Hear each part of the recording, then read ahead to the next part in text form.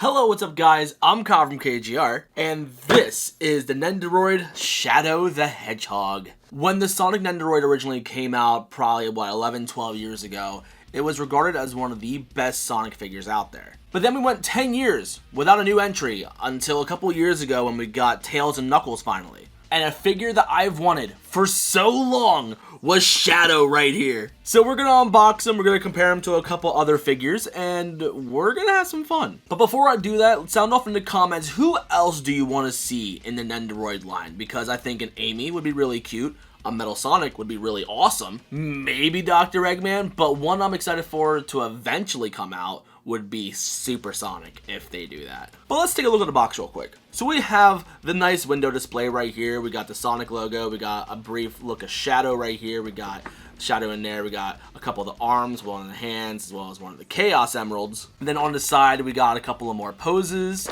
And then the other side, we got even more poses, especially comparing him to Sonic right here. And then on the back, we have even more poses that are probably just rinsed and repeated from the sides, honestly. But he just looks so cute right here. I love this so much. I'm so excited to open this. This is something I've wanted to be a thing for so long.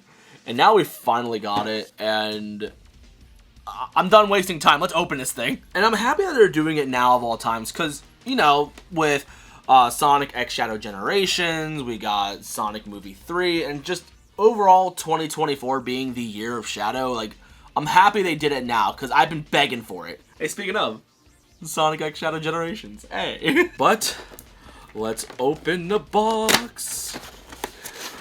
Ooh, here he comes. There he is. When it comes to Tails and Knuckles, when they were released, they had a special backdrop for them. But for Shadow, it's just red. So, okay. So then we got Shadow's extra face right here, as well as his stand being just taped to the bottom. So we're gonna open this up. Come on. Alright, and then we got these things somewhat taped down. So it looks like when it comes to the cuffs on like his gloves, you're gonna have to separate those and then put them back on other hands if you need to. And by that, I mean only one other hand. I'm gonna go on a huge tangent about this figure later, so get excited for that. But look at him, he's like all foamed up and wrapped up, and like, this is exciting. Okay, we got him back together, so here he is. This Nendoroid is designed so differently in comparison to what we've gotten recently from Tails and Knuckles and even Sonic, to be quite honest. They did do a few different changes. So when Tails and Knuckles came out, the designs were so different in comparison to what Sonic was. So when they were sitting next to each other, they didn't really blend in all too well. I think Knuckles in particular looked fine, but it didn't match what Sonic aesthetics was supposed to be. But Shadow already does such a better job of matching that aesthetic. However, it looks like when it comes to taking off the head, it looks like you gotta like take this off because there's a giant seam right here, which is very different because with Sonic, you just take off the eyes and the mouth. Like just all as one piece. Which, speaking of, I want to look at the directions real quick and make sure I don't screw anything up. Yeah, here it is. I'm not entirely sure why they went that route, but okay. Maybe it's because of the design of like how his eyes are in particular, like how angled they are, which I'm not falling for that. No, they could have definitely like made it as streamlined as what Sonic's was. But if you wanted any interpretation of a classic Shadow, this is probably going to be the closest one you're going to get. But yeah, the little cuffs right here, these fit very loosely. At least they're able to spin. But like once they're on, they are like set in stone. So when I say loosely, I mean like you're able to adjust it. It's not too loose, thankfully. But when I think of a Nendoroid Shadow, this is mostly what I would expect out of it aesthetically. Except for this giant seam line right here. So let's try swapping the face real quick. So we gotta take that out, and then that just flies out. Okay, got it.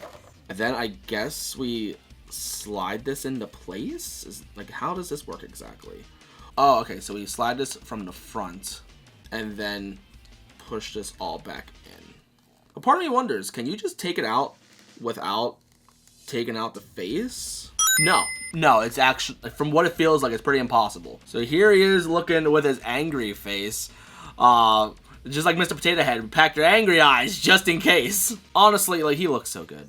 I love this. This looks so great. But when it comes to swapping out the hands, let's do this whole arm so we can swap it out for this arm. And then I guess we take out the hand, and then this just rests on top of the ball peg like that, so it's not too difficult. Okay, we take that out, put that here. I guess we're gonna rearrange this a little bit so like we can move the hand up and down like that way. And then we're gonna make the cuff like go towards the bottom since his hand's gonna be sticking straight up. Then we plug that in, and then we would normally pop in his Chaos Emerald. I can't get it. There we go. Interesting. So normally the other Chaos Emeralds will have some type of peg hole in there so you can prop it up. This Chaos Emerald in particular does not have a peg. I'll be honest, I'm not a huge fan of that. I want it to be on a peg so I can like have it like float around other characters if I can. But then that just should just sit on his hand like that. So, I mean, it fits. It fits, it sits. I'm happy with that. But let's put the normal setup back on just so we can compare it to other figures quick. But it's nice to see that we have a couple options for bent arms, because when Sonic originally came out, he only came with one bent arm. And then other characters came out and they had their own separate options for bent arms at different angles. So that was kind of neat, I guess. But I don't know. I feel like as much as I love how Shadow looks, they definitely could have engineered this to be a much better figure, which again, I'll get into that giant tangent a little bit later. So I'm going to take out the one arm and then just put all of this back for now. Which also, by the way, I love this pose right here that they're doing because it screams like the old Toy Island figure when Sonic X was still a thing. I think it's like a good callback to that. I don't think that was their intention, but I'll still take it. But then the Nendoroid stand, it does come with his arm, of course, and then an extra neck peg in case it breaks. Which, keep it in a warm environment, because if it's in a cold room, the joints are going to stiffen because the plastic is going to warp and do a death grip. And that's how I ended up breaking the neck peg on my Sonic Nendoroid, so keep your room warm, please. First, let's compare it to the Nendoroid Sonic. And they just look so good together. When it comes to a Shadow Nendoroid, this is exactly what I wanted, like how they would pair together. This looks so good.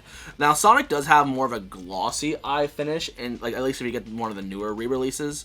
So it's not gonna match Shadow's matte finish on his eyes. But thankfully, I do have a somewhat older one, so it's not as prominent in comparison to the newer releases. I do have the Nendoroid tails, but he is in a certain pose, and I really don't feel like getting him out of that pose. Sorry for being lazy. But then we have him next to Knuckles. As you can tell, like, their aesthetics are very different. Like, when it comes to Knuckles' torso, it definitely stands a lot taller in comparison to Shadow, but when it comes to their overall height, they still stand around the same height. But the biggest thing I was actually looking forward to when it comes to the Shadow Nendoroid is looking at the bottom of the shoes, because each shoe always looks so different, how they do it. Whether it be like the Jazz wears like 3.5-inch figures right here, or if we compare it to some of the other figures over here, like we have the Sonic Prime Shadow right here, and we can compare it to those boots. Or if we have the Sonic movie and compare it to those boots. The only other Shadow thing I could compare it to is the keychain from the Japanese collector's edition. So I kind of wish it would have had those black details like within the jets. But other than that, yeah, this thing looks fine. I like it. Like I said earlier, when it comes to the aesthetics of Shadow as a Nendoroid, this is mostly what I expected. I wasn't expecting this giant cutout right here to get his face in and out. But if I would have thought of what a Shadow Nendoroid would have been 10 years ago, this is mostly how it would look for me. Look at that giant frown. That looks so cute. I love that. But my biggest complaint with the Shadow Nendoroid is the main fact is that he just doesn't come with enough. Now, I'm going to be going on to a whole tangent on why he doesn't come with enough.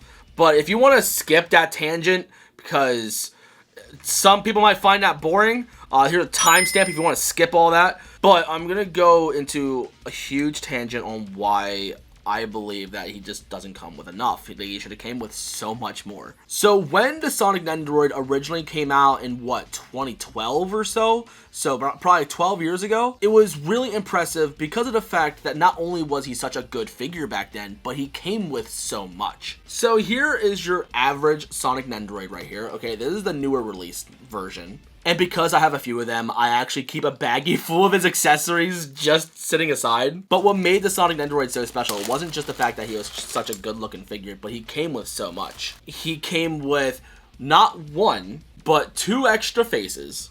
He came with a set of open hands, a wagging finger, as well as a thumbs up. He came with a ring, he came with a Chaos Emerald, and stands for those. Then came with a checkpoint that you could take these out and position them individually, or you can make it look like he just passed the goal. And honestly, the coolest thing, the item capsule where you could take it apart and swap it out with different items like invincibility, or the running shoes, or a bubble, or rings. This figure came with so much that honestly, we probably didn't deserve all that. And during that time when that released originally, it wasn't a common thing to import figures like this. Like, not many people knew what Nendoroid, Figma, or even SH Figuarts were. They just weren't as popular as they are now. And it's because of figures like the Nendoroid Sonic, or the Figma Link, or any other Nintendo Figmas they made back then. That is what put them on the map. And now they're so well known, and at one point they were carried in stores like Best Buy, Target, GameStop, and other collectible stores like that. They had a good reputation for themselves. But then a couple of years later, they tried to release a product called Easy Nendoroid, where it came with significantly less accessories, just so you could have a cheaper figure and just have the figure just sit on your desk. Which, at the time, I hated the idea of it, but realistically, it's a fine enough idea. They tried to do that line with Sonic as well as the Toon Link from Wind Waker HD. And during that time, they already had so much stock of the Nendoroid Link that it was only like probably no more than $5 more to get all the other accessories that you would need. So it was a bad timing to release that line. So that's kind of what this feels like. This feels like just an easy version where you have one swappable face, 2 arms, which is actually pretty impressive. They give you 2 arms. You get 1 hand, a Chaos Emerald that can't even be put on a stand, and no bent legs. Why no bent legs? And why only 1 hand? Give us 2 open hands. Now, don't get me wrong. I wasn't expecting anything like Doom Wings from Sonic X Shadow Generations. I wasn't expecting a motorcycle, which would have been cool. Like, that would have been a cool background piece, actually. But I was expecting maybe a few hands.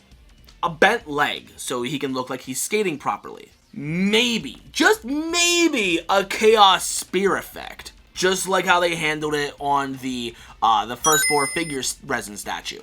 Or maybe having cramped up hands, kind of like the Loot Crate figure that came out, which I had that at one point, and then my shelf fell off the wall, and the figure broke. And now he's really expensive, and now I'm never going to have it again. Just a few extra things like that. Because when the Nendoroid Tails came out, even though I wasn't a huge fan of how he looked, he still came with a decent amount. Like, it wasn't as good as Sonic. Sonic set a gold standard, but it was fine. And then Knuckles came out, and he didn't really come with a whole lot. And that was that figure's biggest criticism. And now Shadow is facing that same criticism, and it's a shame because he's such a cool character. Now, if they would have released a DX version, which is something that they released with a bunch of Legend of Zelda Nendoroids and Figma, where there'd be a standard version of the figure that came with the bare essentials, something like this. Honestly, this is less than bare, but that's besides the point. But then had a DX version that came with extra goodies, like the Chaos Spear effect, or if you want to get cocky, put in the Doom Wings, why not? And maybe an extra face or 2. Now, if they would have did that, I wouldn't be so harsh on this little figure right here. However, because of the fact that that wasn't an option, and this figure was still, what, $50? What does Big Bad Toy Store want for this thing real quick? Big Bad Toy Store wants $61 for this. Now, I paid less than $50 for this guy personally, because I got it from Hobby Link Japan. However, if you would have gotten the Sonic Nendoroid, like, even back then, you would have gotten this thing for like $35, $40 before the Japanese shipping.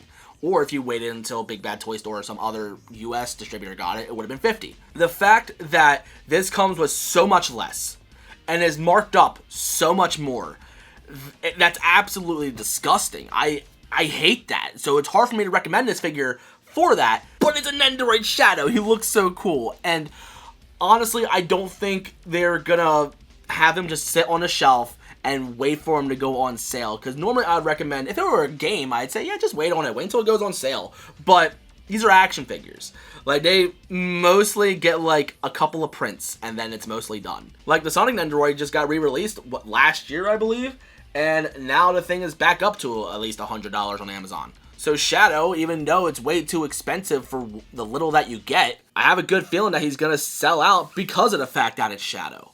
And so it's hard to recommend to buy it for what little you get. It'd be nice if they would have released as well as like a accessory kit to go with it. Or we're going to have to leave it to toy customizers. So, I don't know, Tito the OG or E-Scrubby or somebody else I know or don't know yet, please make more accessories for this. I will 100% buy it and showcase it on the channel. But now that tangent's over, I forgot to mention, let me compare him to a 4-inch Jax figure. And the only one I have with me right now is this Metal Sonic. And they look really cool next to each other. But now that I'm done complaining about Shadow, let me show you a quick little photo shoot of me playing with him real quick.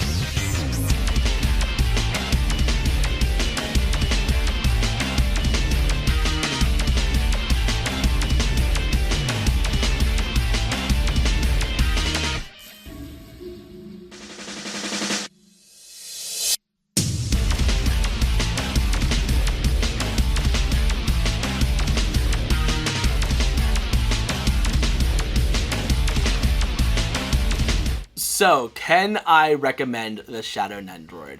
Like I said in that tangent that you may or may not have skipped, it's hard for me to recommend, personally. But also, I just noticed, are these ball pegs or ball hinges? Ball pegs, thank God, because for some reason, Tails had ball hinges, but everybody else was fine with ball pegs. But anyway, like I said, it's hard to recommend this figure solely because of the fact that he doesn't come with a whole lot. However, aesthetically, as a Shadow Nendoroid, this is what I would want out of a Shadow Nendoroid, and he looks great. So if you like the idea of a Shadow Nendoroid, get it while you can.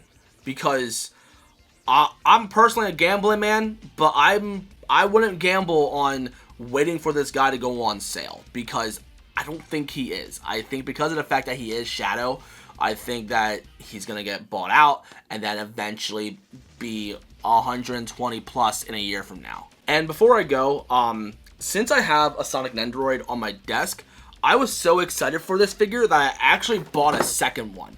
Yes, I have 2 of them. So I'm going to have one on my desk to just have with me, and then have one on my shelf with my other figures. And I'm hoping that I can eventually get to the point where I can make enough money to start doing giveaways, or if big websites want to do partnerships with me, I would do that too. But as of right now, I'm being greedy. I want to keep both Shadow Nendoroids. I paid for both of them, and I want them in 2 different spots in my room, so I'm going to do that. But that's going to be it for this video. If you do want to grab this guy yourself, there will be safe places down below and where you can buy it. Some of them being affiliate links, so it does help me financially, and I'd really appreciate the support. But that's all I got to say. So if you're new and you like what you saw, you know what to do. In the description, there's going to be places to order as well as my social media. But thank you for watching. I love you guys to death. And I'll see you on the next one. So peace, peace.